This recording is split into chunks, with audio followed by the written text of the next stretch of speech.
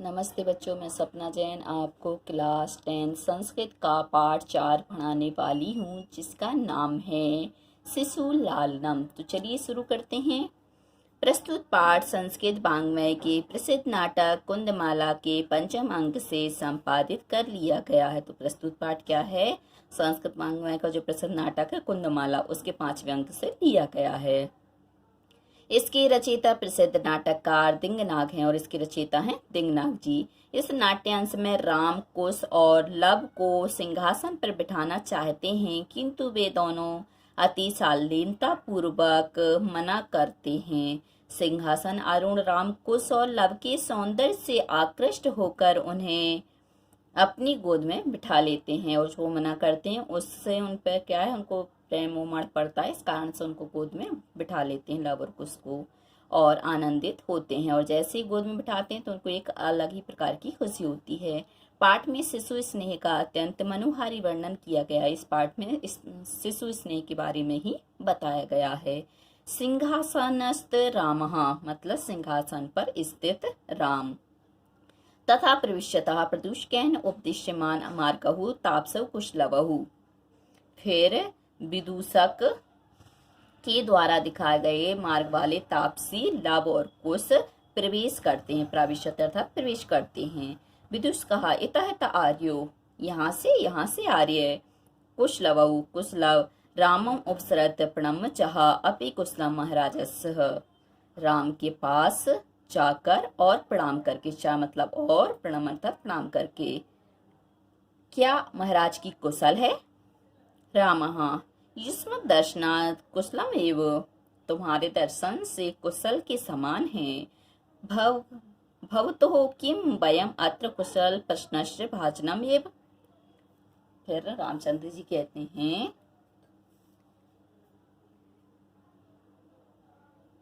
क्या हम यहाँ आपके कुशल प्रश्न के पात्र ही हैं? ना पुनः अतिथि जन्म समुचित कंठालिशिष्य नयन की नहीं, तो अतिथि के योग्य गले लगने के नहीं। कंठालिशिष्य मतलब गले लगने की नहीं। परिवेश का मतलब होता है गले लगाकर। अहो हृदय ग्राही स्पर्शा, अरे हृदय ग्राही स्पर्श है। फिर आसना अर्ध उपविशति मतलब आधे आसन पर बिठाते हैं।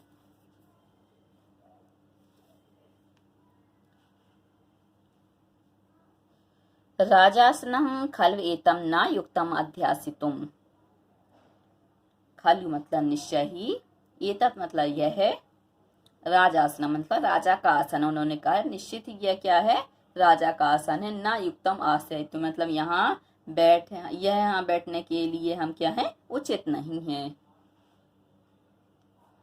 रामः सा व्यवधानम न चारित्र लोपाय, चारित्र लोप के लिए व्यवधान है, ना हो मतलब रुकावट ना हो।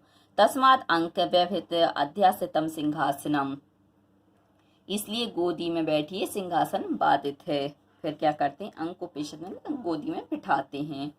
उभौ दोनों, अनिच्छाम नाट्यत मतलब अनिच्छा से नाटक करते हैं। राजन राजा, अलम अति दाक्षिण्येन मतलब अत्यधिक कुशलता न करें। रामः अलम अतिशालीनतया मतलब अतिशालीता बस करो।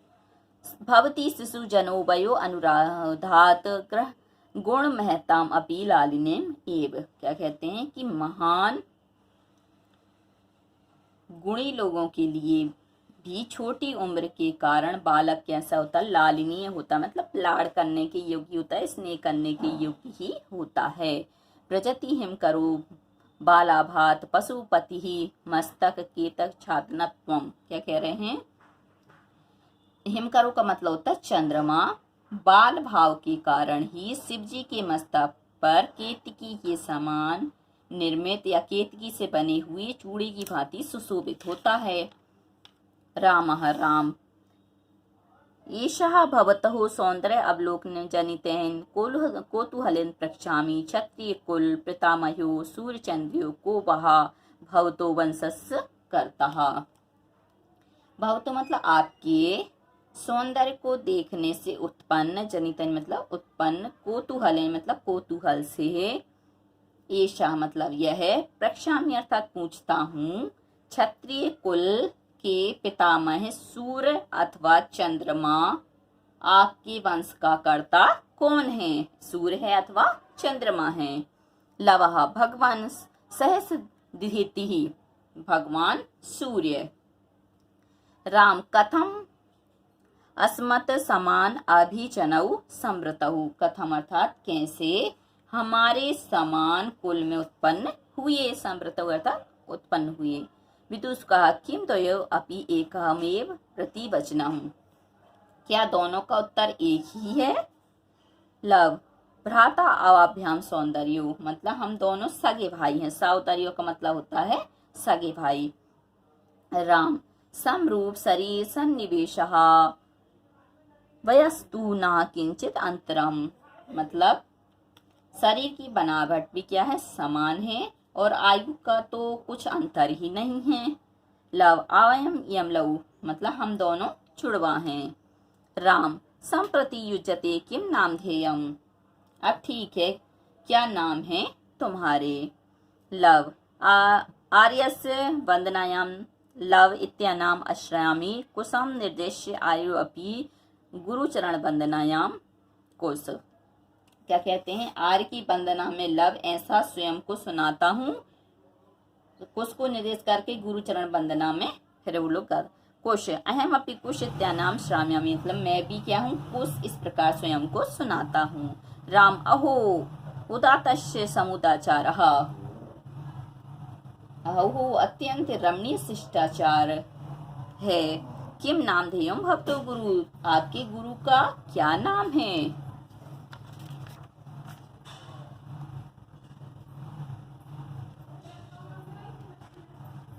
लवः ननु भगवान वाल्मीकि ही, निश्चय ही भगवान वाल्मीकि ही। राम केन संबंधन, किस संबंध से? लवः उपनयोपदेशेन, उपनयन की दीक्षा के कारण। रामः अहम अत्र भवतुः जनकम नाम तो वेदितुमिच्छामि, अहम मतलब मैं, भवत मतलब आपके पिता का नाम जानना चाहता हूँ। मैं यहाँ क्या है? आपके पिता का नाम जानना चाहता हूँ। लवा न ही जानामि अस्य नाम ध्येयम, इसका पिता का नाम नहीं जानता हूँ, या इसके पिता का नाम नहीं जानता हूँ। ना कश्चित् अस्मिन् तपोवने तस्य नाम विहरति, इस तपोवन में उसका नाम कोई भी व्यवहार में नहीं लाता, अर्थात कोई भी क्या है? मेरे पिताजी का नाम नहीं लेता है। रामा ओहो महात्म, अहो महानता कुश जानामि हम तस्य नाम ध्येयम, मैं उनका नाम जानता हूँ। रामा कथ्यताम, कहो। कुश निरंकुशो नाम, निर्दयी नाम है उनका। रामः वयस्य अपूर्वम खलु नाम ध्येयम, वयस्य यहाँ पर मित्र के लिए लिया गया, मित्र निश्चय ही अपूर्व, अपूर्व का मतलब होता अनोखा नाम है। विदुषक विचिंत एव तावत् प्रक्षामि निरंकुशम इति कह ए भणति ही, विदुषक पूछता है, ऐसा मतलब सोचकर ऐसा है तो पूछता हूँ, निर्दयी इस प्रकार कौन कहता है? मतलब भणति अर्थात कौन कहता उनको निर्दयी? कुश अम्बा माता।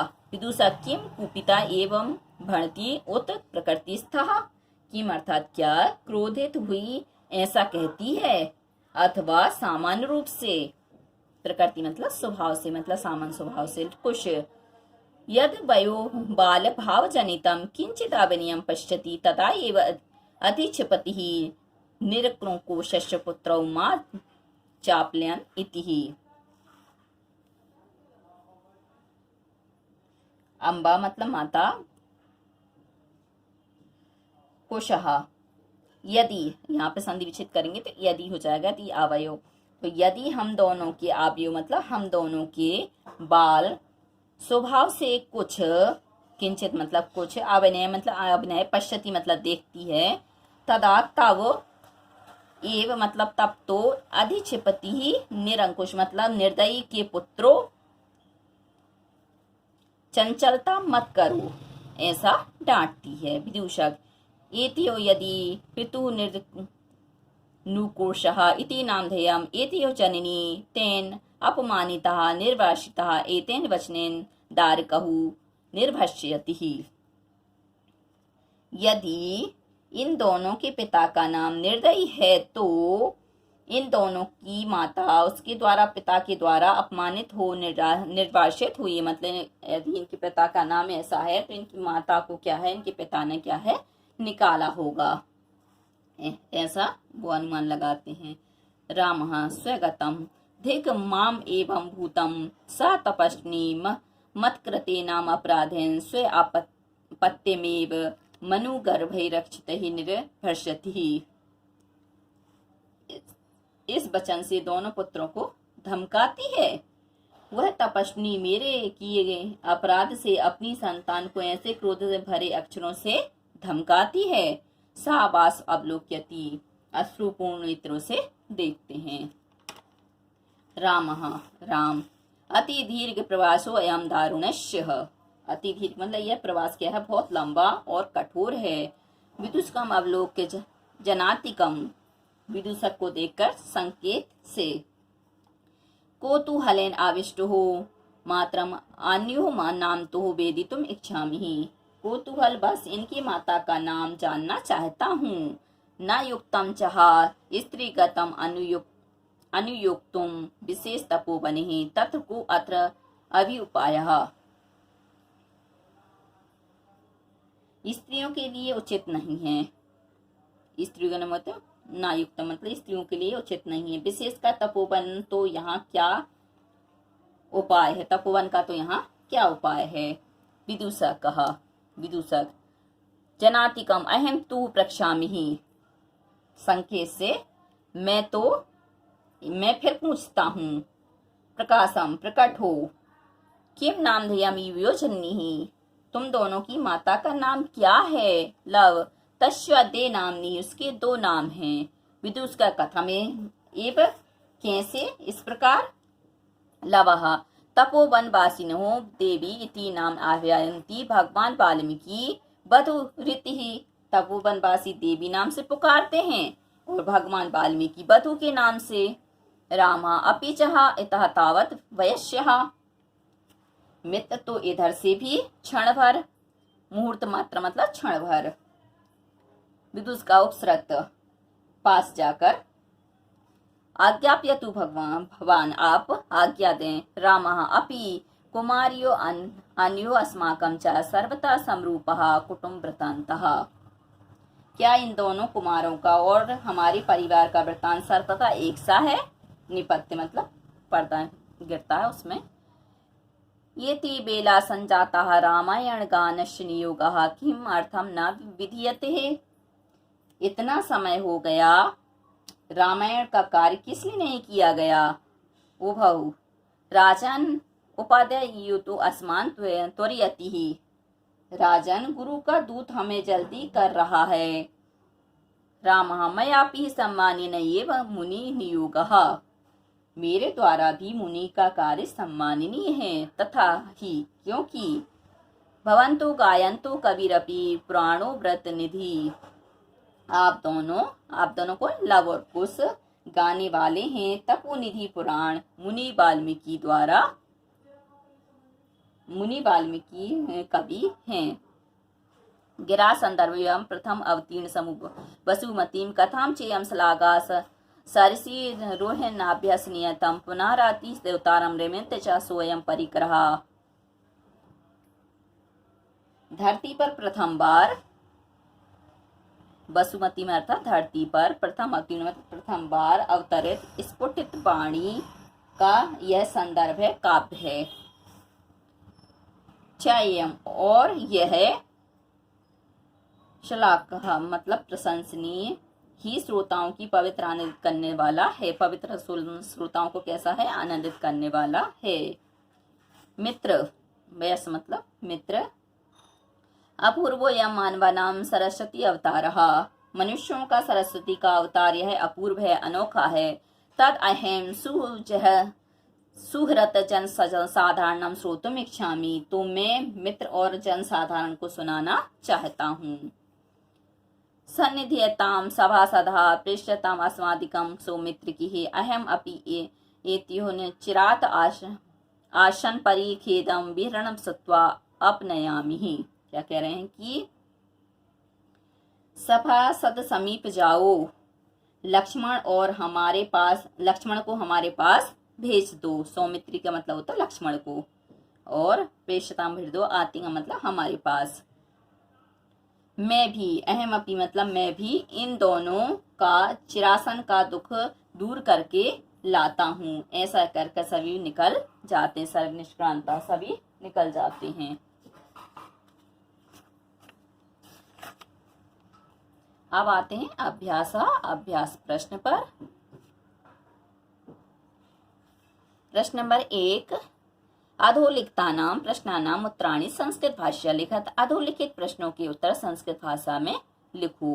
रामाय लव कुशयो कंठाश्लेषस्य स्पर्श की दृशा आसीत, मतलब राम के लिए लव कुश के गले लगाने का स्पर्श कैसा था, तो हृदयग्राही।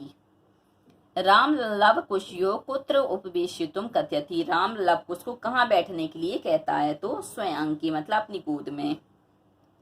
बाल भावाद हिमकरः कुत्र विराजते, बाल भाव से चंद्रमा कहाँ सुशोभित होता है, तो पशुपति मस्तके मतलब शिव जी के मस्तक पर।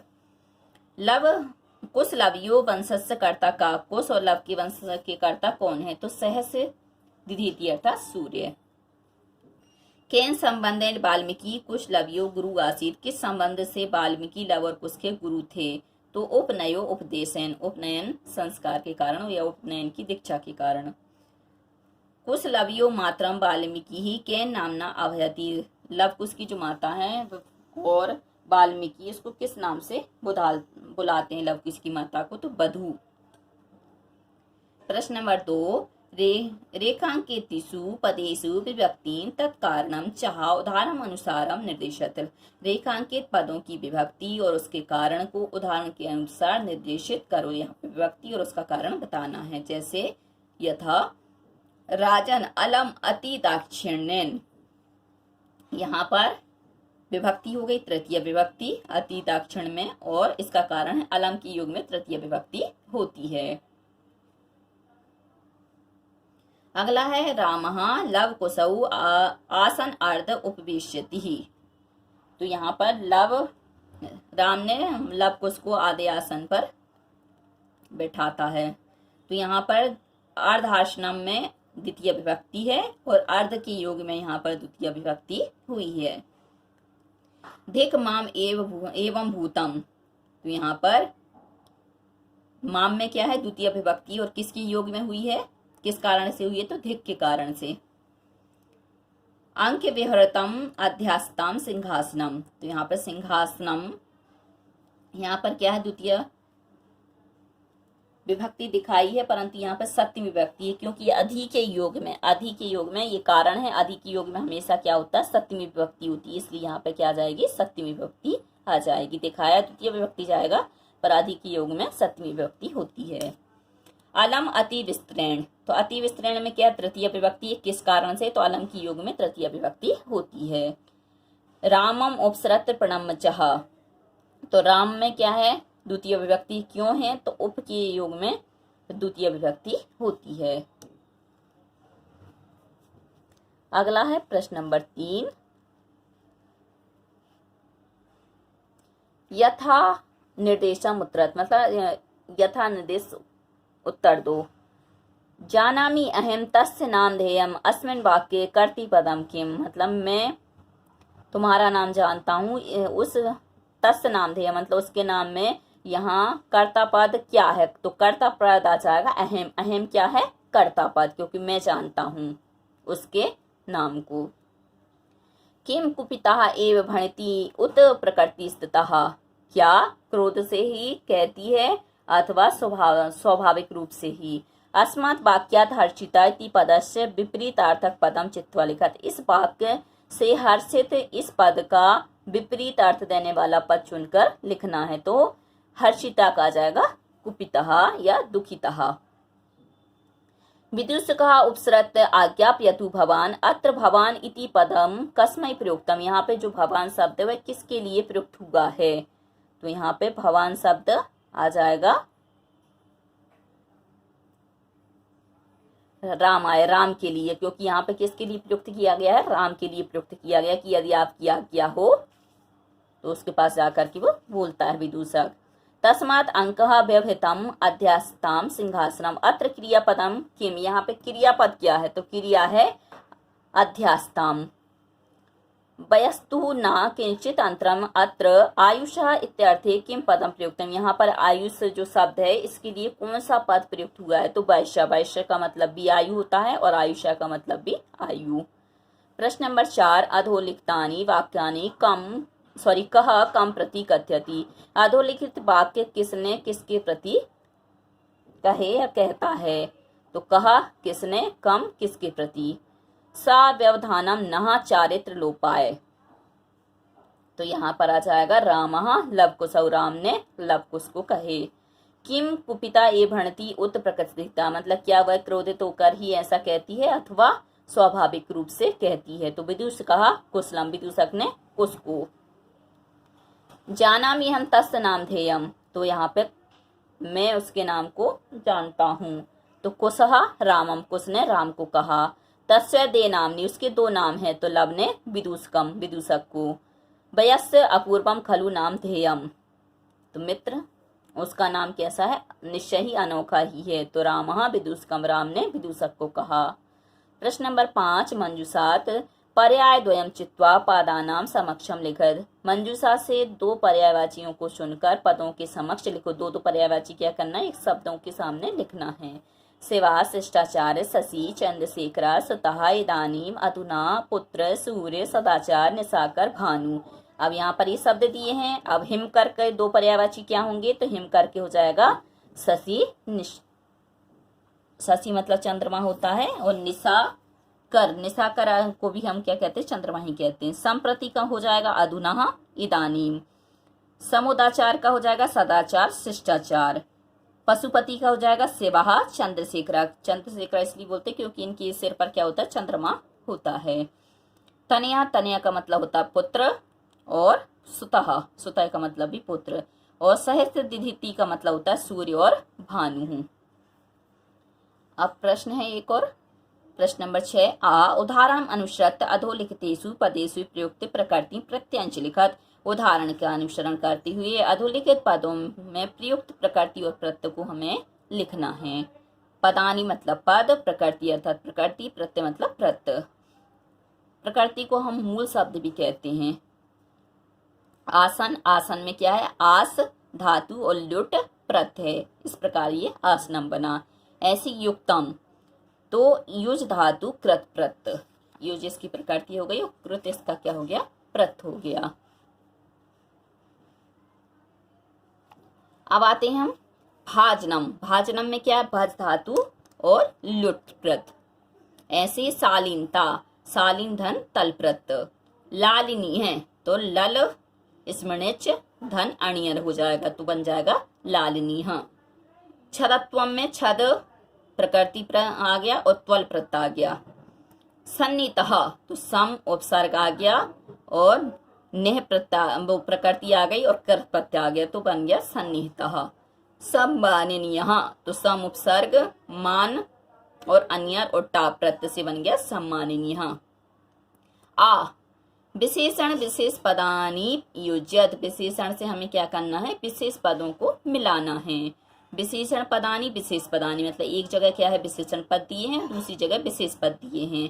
विशेषण किससे कहते हैं, जो विशेष की विशेषता बताते हैं उसे विशेषण कहते हैं, और जो स्वयं विशेष होता है, अपने आप में होता है, उसे विशेष कहते हैं। श्लाघा तो कथा। अब यहाँ से उदात्त रम में, उदात्त क्या हो गया, उदात्त रम हो गया विशेषण, किसका विशेषण हो गया, तो समुदाचार मतलब शिष्टाचार का। अति दीर्घ, अति दीर्घ का आ जाएगा प्रवास, अति दीर्घ विशेषण और प्रवास विशेष। समरूपः तो आ जाएगा कुटुंब वृतांत, मतलब तुम्हारा जो कुटुंब का वृतांत है वह हमारे ही समान है। हृदय ग्राही, हृदय ग्राही का स्पर्श। कुमारियो तो आ जाएगा कुशलव्यो। अगला प्रश्न है 7, कह अधोलिखित पदेषु संधिं कृत। अधोलिखित पदों की क्या है, संधि करो। द्वयोधन अपि तो हो जाएगा द्वयोरपि। दौ धन अपि तो हो जाएगा दौ अपि ही। कह धन अत्र तो हो जाएगा को अत्र। अनभिज्ञ धन अहम तो अनभिज्ञो अहम। ये आ है, इसका अवग्रह चिन्ह बन जाएगा और विसर्ग का ओ हो जाएगा। इति धन आत्मानम तो हो जाएगा इत्यात्मानम। अगला प्रश्न है ख अध लिखित पदे सु विच्छेदम कुरुता। अधोलिखित पद का क्या करना है, हमें विच्छेद करना है। अहम अपि इत्युः तो हो जाएगा अहम अपि धन एत्युः। यहाँ पे अहम अपि धन एत्युः। ऐसी वयो अनुरोधात तो वया धन अनुरोधात। यहाँ पे क्या ओ का विसर्ग हो गया और अवग्रह का आ बन गया। सम अभिजनऊ तो समाभिजनऊ का हो जाएगा समान धन अभिजनऊ। यहाँ पे दीर्घ स्वर संधि है। खल एतम तो खलु धन एतद। तो बच्चों आज के लिए सिर्फ इतना ही। यदि आपको हमारा ये वीडियो पसंद आया है तो लाइक कीजिए, शेयर कीजिए, सब्सक्राइब कीजिए तथा इस पाठ से संबंधित कोई भी प्रश्न है तो नीचे कमेंट्स में पूछ लीजिए। धन्यवाद।